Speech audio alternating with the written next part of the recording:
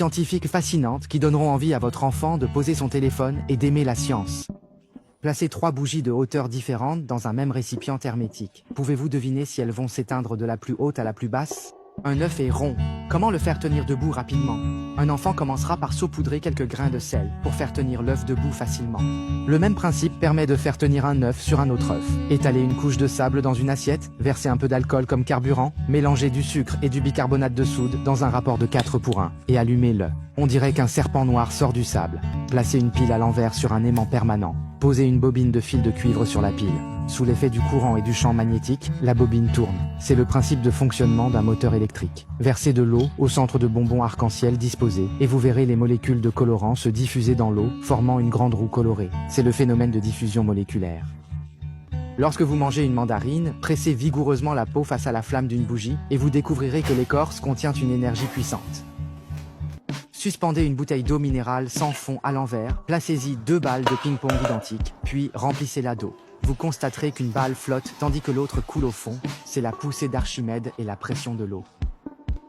Retournez un gobelet jetable, percez quelques fenêtres en biais vers le bas, puis placez-le à l'envers au-dessus de la flamme d'une bougie. Le gobelet commencera alors à tourner sous l'effet de l'air chaud. C'est le principe de la lanterne tournante. Si vous saupoudrez du poivre sur une assiette remplie d'eau, il flottera uniformément à la surface. Si vous mettez un peu de liquide vaisselle sur votre doigt et que vous le touchez au centre de l'eau, vous verrez la poudre se disperser en cercles réguliers. C'est parce que la tension superficielle du liquide est rompue.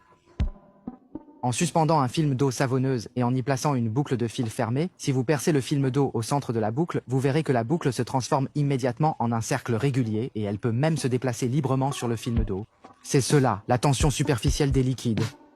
Si vous versez de l'eau dans un verre rond placé devant un personnage dessiné, pourriez-vous imaginer que le personnage dans le verre va soudain se retourner? Cassez un cure-dent pour lui donner une forme d'angle aigu, placez-le dans une assiette puis disposez-en 6 de la même manière pour former un cercle. En déposant quelques gouttes d'eau au centre, vous verrez que les cure-dents se referment automatiquement pour former une étoile à 6 branches. C'est là l'effet de la tension superficielle de l'eau. Lorsque nous essayons de percer de la porcelaine avec un clou, le résultat est souvent celui-ci. Si vous êtes très doué en physique, vous saurez qu'en immergeant complètement la porcelaine dans l'eau, puis en la frappant avec un clou, il est possible d'y percer un trou parfait. C'est parce que l'eau amortit l'impact subi par la porcelaine.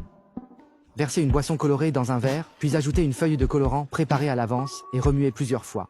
Lorsque vous retirez la feuille de colorant, vous constaterez que la couleur de la boisson a complètement disparu. Ceci illustre le principe de l'adsorption des colorants.